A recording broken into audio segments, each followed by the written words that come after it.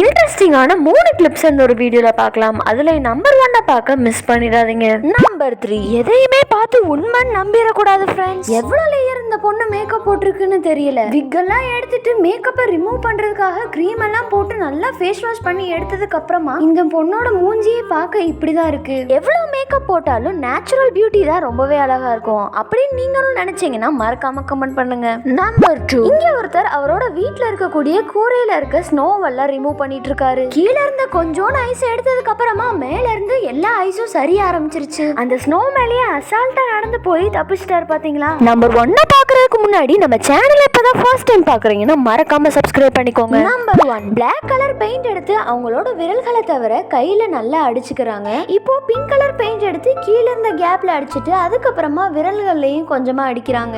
white colour paint எடுத்து நல்லா shades எல்லாம் கொடுத்ததுக்கு அப்புறமா அந்த நரம்பு கையெல்லாம் உடலுக்குள்ள எப்படி இருக்குமோ